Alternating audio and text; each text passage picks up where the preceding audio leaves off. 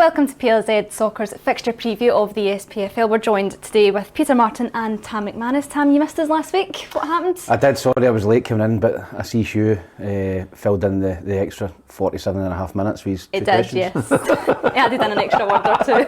I'll not get back to him. We'll get on to the football then. Rangers against St Johnstone this weekend, Peter. They scraped through a 1-0 victory last Friday in the Cup, but they've brought in Todd Cantwell this week. What do you make of him? Do we expect him to kick on? I think he's got a chance to reignite his career. I liked him at Norwich. I thought he was a good player. Will he throw him right in at the start? Who knows? He's obviously got players coming back. And he mentioned yesterday at his press conference that quite simply he thinks he's got a good enough squad to take him to the end of the season. Now, I'm sure Rangers fans would be hoping for more faces in before the window closes, but they've got more than enough quality to see off St Johnstone, who at the moment are really trying to stop the rot. Yeah. Well, they said during that game last weekend, Tam, that Davidson, he wasn't impressed with the result, obviously, but a better performance than what they've had as of late. Yeah, listen, they're on a terrible run at the minute. I think that's 6 defeats in a row, and we play Rangers again. It's a difficult game. It looks as if it's going to be 7 in a row, to be honest. So he'll be looking for a better performance and try to get any sort of result, because they're starting to get dragged back into the relegation battle. Whereas just before the break, they looked as if they could possibly finish in the top 6 this season, but the run of games they've got at the minute, they could get dragged back into the relegation battle. Would you go for a different approach if you were Callum Davidson this time round then? Well, you can only go a different approach if you've got players that are capable of doing something a wee bit different. Are they capable of going and taking the game to Rangers at Ibrox? I don't think so. Are they capable of just parking the bus? Well, on the evidence of the last 6 games, the answer to that is emphatically no.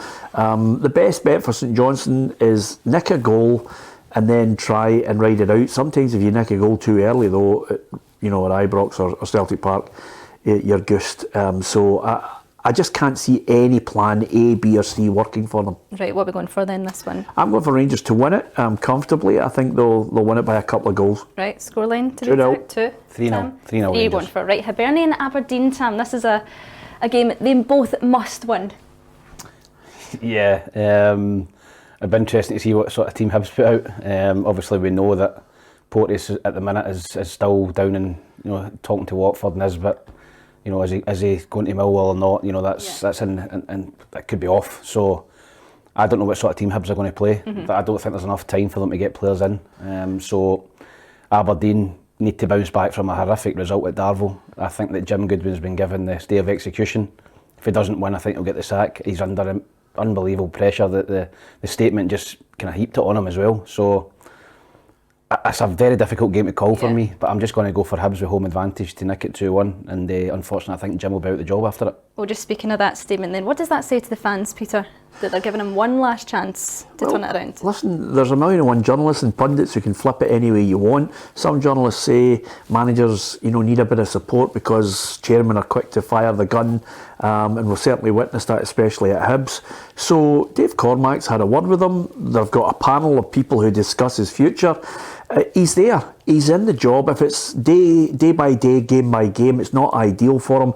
But listen, he's still in a job, and I'm looking at Hibs, and I'm not really that impressed with them either. And I've seen them more than a few times this season, so I'm going to go for Aberdeen to nick it 1-0. Right, just before we move on, something you said earlier this week, Tam, that academy players are really important for Hibs. How important is it that you do utilise them at that level and don't let them get snatched away too early? Yeah, I think it's vital. I think that when you look at the Hibs, youth team over the last 18 months, they won the under-18 league, and Celtic Rangers in that, and they've usually got the cream of the players. They've on a great European run. They beat Molde, they beat Nantes. They've got a game against Dortmund coming up.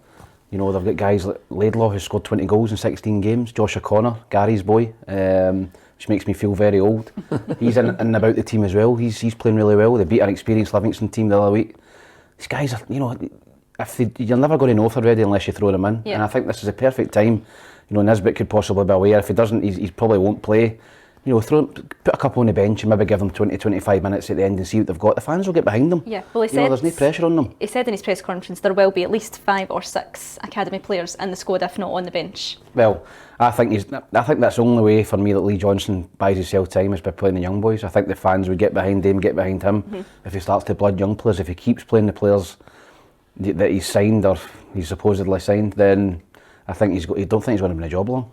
Right, well, speaking of teams that need a result, Motherwell faced St Mirren this weekend. They've been busy in the transfer window, Peter. Motherwell, can this be the start of something new for them? I'll be blunt, no. I think, Mandarin up front might help them with the goal stakes, but as far as St Mirren, I can't believe it. Their run in the league is not great. I think they've got something like 1 win in 9 or one. There's about 5 or 6 teams who are in the same run. That's true, yeah. 1 win in 10 for St Mirren, who we think are actually looking okay. But the problem is they've got a lot of draws in there. But I still fancy them to take Motherwell, because I just don't think Motherwell have clicked in and kicked in yet. But Stephen Hamill definitely needs a result. But I've got St Mirren just to edge it. Well, they haven't been beaten at home, St Mirren, since July, and it was Motherwell that beat them. So do we think they can get a victory this time, Tam? I don't know. I think that's another tough one to call for me. I think St Mirren, as Peter said, very strong at home. Yeah. A lot of draws. Motherwell are actually decent away from home. A lot better than that. I'm going to sit in the fence. I think it's a nailed-on, low-score draw, so I'll go for 1 each. 1 each, right then. Ross County and Kilmarnock. Malky Mackay brings in Noan Kenna and Eamon Brophy. They desperately need threats going forward, Tam, don't they? Yeah, they do. I think that Eamon Brophy, I looked at his record the other day and it's not great. I think he scored 4 goals in his last 40 games. Right. For a guy who got in the Scotland squad under Steve Clarke and was flying, I think he'd won a few quid at St Mirren as well. It was a strange move, went to Kilmarnock to St Mirren, and I think that St Mirren would have pushed the boat out to get him and gave him a good contract. So I think they'll be happy they've got him off the wage bill. Maybe a fresh challenge, fresh scenery, might kick him, jolt him into gear, and they might get a few goals for Ross County. I think he feels unloved, do you not? Yeah, I think Malky will go up there and say, listen, you're going to play and give him a wee bit of love. I think he could do okay there, I don't know, but Ross County are struggling. Kilmarnock, another one, it's a hard one to call. Yeah, I know. It's a real hard one, and I'm not going high scoring on any of them. I could probably go for 1 each in this as well. I think Kilmarnock keep on getting a point. 3 draws? Yeah. You could be taking your wife out for a night out. Pool Sparrow. I'm going for Kelly to win at 1-0. Right, well, Derek McInnes has said that he probably won't be adding to his squad. He's quite happy with the players he's got now. How impressed have you been with them, Peter, since they've come up to the Premiership? Well, I think we always knew they were going to struggle. Lafferty didn't help the cause, and I think that hampered them. They've certainly I was impressed with the way they played against Celtic. I thought they battled in both games. He always has them well organised, but I just don't think there's enough flair in their side. I like Armstrong. I think he's a good player, but I just don't think there's enough flair. But I think there's enough to get past Ross County, who are, I think it's 4 wins all season. That is really poor. Well, let's move on to Hearts and Livingston on Sunday. Lon Shankland could break the goal scoring record in a season. He's been really kicking on. Yeah, listen, he's been different class this season. I think he's been a talisman for Hearts. I think when you look at the last Hearts player, John Robertson, who's an absolute legend at Hearts. So I know a lot of people will say he scored penalties, but you've still got to step up and put them away. It's not easy. It's not easy. He's scored in some high pressure situations, both in Europe and in the league. So no, I think he's been a terrific signing for them. They go to Livingston, who it's a very hard place to go. Again, it's another hard one to call. David Martindale, I seen in the press conference that he wasn't happy that somebody recorded his rant. He just gets one of the jambos to sit outside the dressing room and see what's happening, It's brilliant, isn't it? But listen, the spaghetti has never easy to go to and get a result. So I'm going to go for a 1-0 to Hearts. Well, do you know why I'm sticking with Hearts? Because now I think Robbie Nielsen Kerry is taking the super lager on, because he's talking about they can catch Rangers and challenge them for second. It might not be this season, could be next season. Talking about winning the league, he's boasting about everything, but everything's good in the camp. Yes, it is indeed. Speaking of the kind of half-time talk, or a wee go he said he had at his players. Have you ever had that as a player? Manager scream at you in the dressing room half yes. time? He's a chairman screamer. Actually, one of the worst ones I ever had was in a Dundee derby when I get sent off in the last minute for decapitating Barry Robson in the corner flag, and we're 2-1 down at the time, and I get sent off straight red, and we lost the game 2-1, and Jim Duffy came in after the game and pinned me up against the wall. Is that right? And said if I ever done that again, he would chop off my you-know-whats. So I didn't actually I don't think ever said a word to Jim Duffy again after that. I was terrified, and he fined me 2 weeks' wages. Jim Duffy. Don't get the wrong side of Duff. fear. Absolutely. Right, last then, Dundee United and Celtic, a 9-0 thrashing the last time they met in August at Tannadice, but Jamie McGrath says it'll be a different Tangerine side Celtic make this time. Well, it might be a different Dundee United side, but it's just an even better Celtic side, Yes. because they're looking formidable with a starting 11. The whole bench could easily fit into any team in the Scottish Premiership, and it's not going to be 9, but I think it's going to be 4. Do you think so? Do you think high score for this one as well, Tim? Yeah, I think Celtic might hammer them. As Peter said there, it's guys like David Turnbull can't get a game. He's coming on, he's scoring goals, can't get in. They've just signed a new striker. The competition for places will be driving every single player in training, to keep their jersey. So I'm going to go for 4-0 as well. Well, their latest signing, says he wants to make a debut that fans won't forget. Can you remember a debut from a player that you think, do you know what, they actually really surprised everyone, or one that In a sticks in good the way or a mind? bad way? Either or. He's going to say Larson at Easter Road. I know he is. It was just a stone. That's what you were going to say, wasn't it? Sibo at Rangers, we thought he was going to be okay, and he was horrific. Yeah, I mean, as a debut, I can certainly. I remember great debuts. Somebody that just comes on and sets it alight. Well, that's a good question, Kerry. I wish I'd prepared for that one. By the way, Tam, can you think of one? No, just Larson off the top of my head.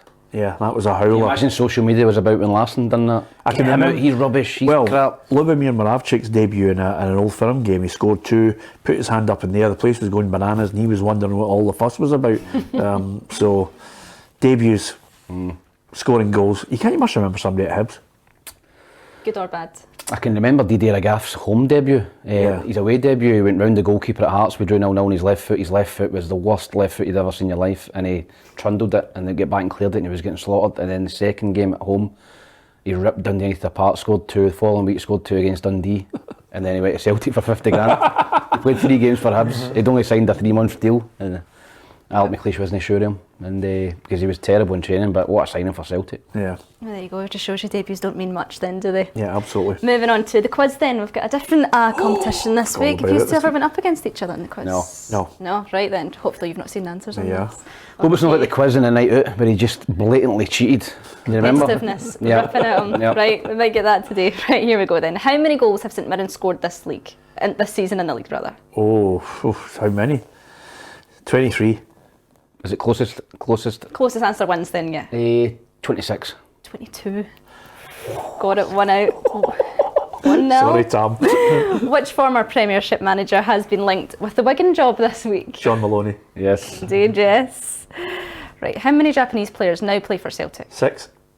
Just looked at these answers. Is it 6? Yeah, 6. Did he make the questions up? Can you name them then? Eh? Can you name them? Oh, wait a minute, are you feeling sorry for him and I've got to name them as I well? thought you were going to ask me to name them, so I brought them down anyway. Right, okay. Idaguchi, Kyogo, Yep. Hatate, Yeah. Yep. Maeda, Yeah.